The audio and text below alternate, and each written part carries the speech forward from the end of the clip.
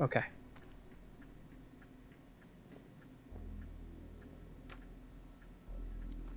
Door is locked. Of course it is.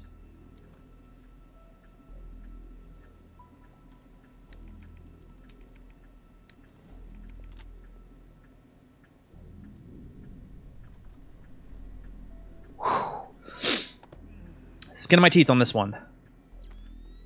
Like I said, probably one of the more challenging levels in the game. However, to me it's such a good level because this is the peak of how Splinter Cell I always think is, because it's, you know, we're trying to, you know, this is that high risk high reward where it's like, okay,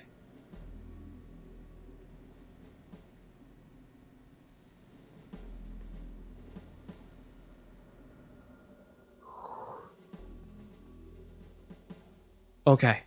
It was like, did I set that off? The game is making me paranoid, man.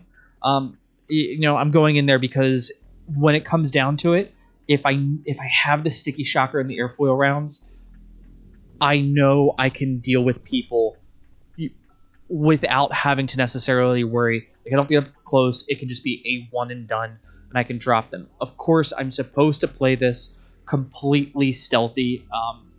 LP curse is a thing where I am trying to talk to you guys and be engaging and not, like, dick around when I'm... Oh, it's too far away, but I can see him right there.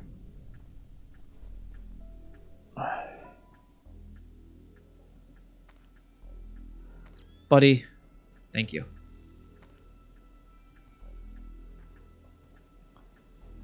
Like, I'm not trying to sit here and... Anything in here? No.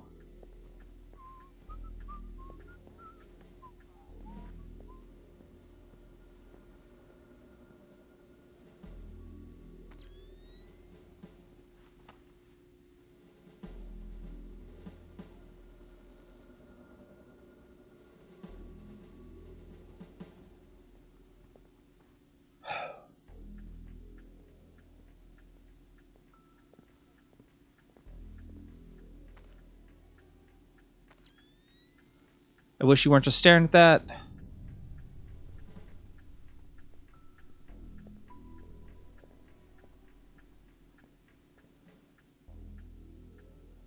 He's got a satchel.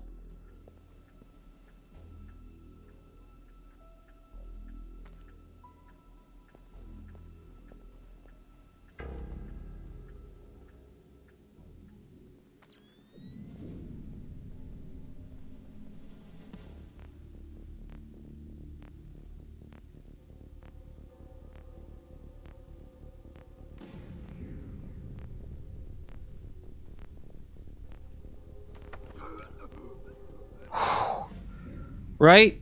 Oh.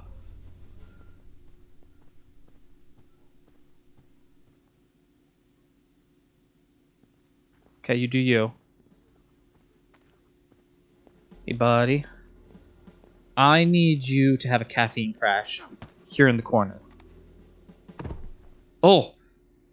And possibly concussion. I'm glad that physics don't accidentally kill people in this game. Because let me tell you, that guy could be dead.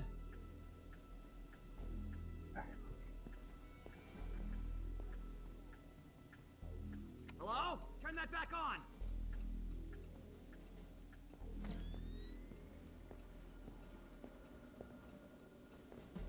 Jesus.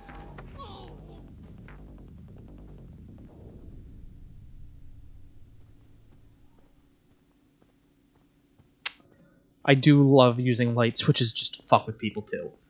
It is the most fun. By the way, I really just want these guys out of my way. And I'm going to use the excuse here because I don't know, you know, who the mole is. I can just go ahead and act this way.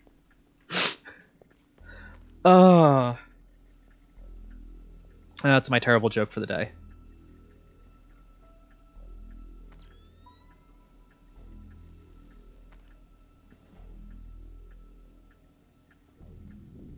I hope he's down there working on something. I didn't accidentally, like, trigger him with something that I was doing.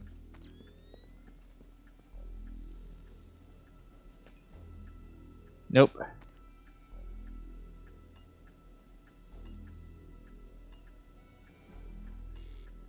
Ooh. All right, let me back out of that real quick. What are you? I'll get the keypad installed on the technical services room door before the end of the day today. I'll be right outside your window. Let me know if I'm bugging you. The default code will be 7687, but you should change it on 8-hour shifts until they cut down the level of alert. If we get any days off this week, right, we should do something. God knows I'm gonna need a drink after this. Dan, staff technician. So I'm gonna throw something out here for you guys. Like programming those doors, like actually it's surprisingly it can be very easy if you have a mechanical pad that just like goes, okay, you plug in the number to this mechanical pad, it sends a short to the can where all the electronics are, the short goes down, disengages the lock, pushes if it's a crash bar, like disengages the crash bar to let you in and out without triggering an alarm.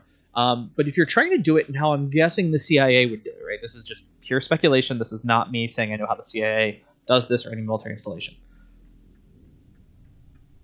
What they would have is they would have that on 2 stages, right? So the first stage would be like, okay, I put in my little boop, boop, boop, boop, boop, and it does everything I just said to send the short to go down. But what it would also do is it would then send something to a security station. It would be like, hey, so-and-so used this door. So-and-so used this door. The wrong code was put in at this door. Like, I fucked that first one up. That could have very easily been an issue. For them to say, hey, yeah, we're going ahead and we're just going to install this here, to probably put that in the system where a security hub could see that, you're probably talking like a good 14-hour endeavor sometimes, because then they have to code it into the system. They're going to work it off of like IP or MAC address, something like that. So they're going to, like, there is so much involved with getting that security system in there and getting it like put in so that way. The other thing is, like, you don't want to sit there and have like, oh, we have 2 conflicting IP addresses, so someone keeps putting in another room and then doesn't send the short, or keeps saying I'm accessing this room but it keeps triggering an alarm over at this other room. Like, there's a lot to it. Maybe you could get it done in 8 hours, and I'm guessing with heightened security alerts they probably have their best team on it, but I'm also sitting here going like, that's a really quick having it said, I'll get it done before the end of the day today. Like, if you're saying, oh, I'm going to have this done by EOD and I'm starting it with like 2 hours into the shift, it would not be ready. This door would still be a manual, like, ingress egress door. 7687. All right.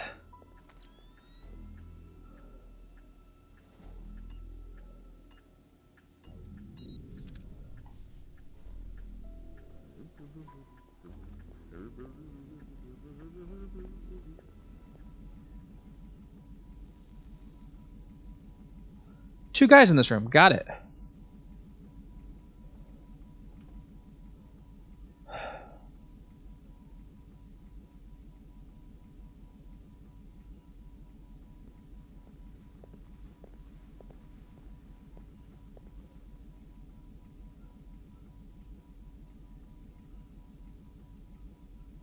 That's probably my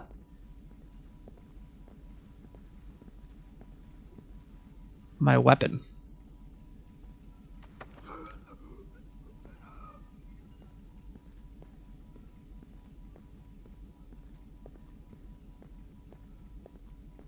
All right.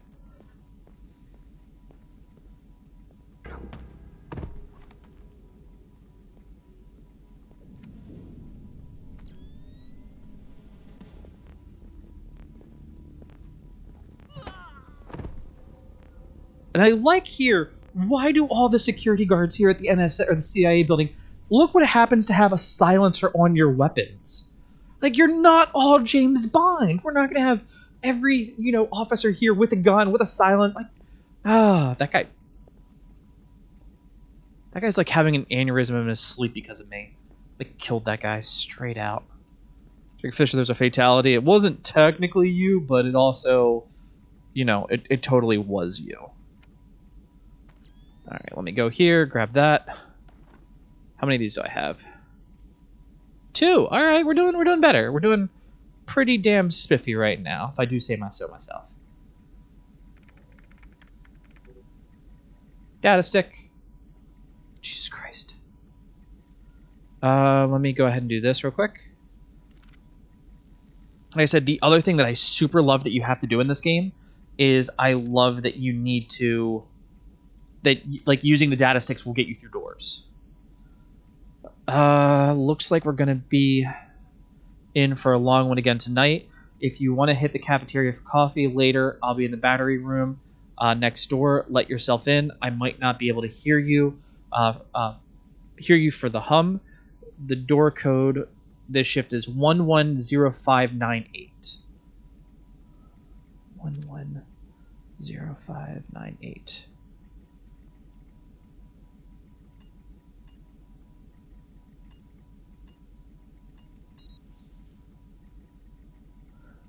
Now, the batteries in this room shouldn't really be loud unless they're being engaged.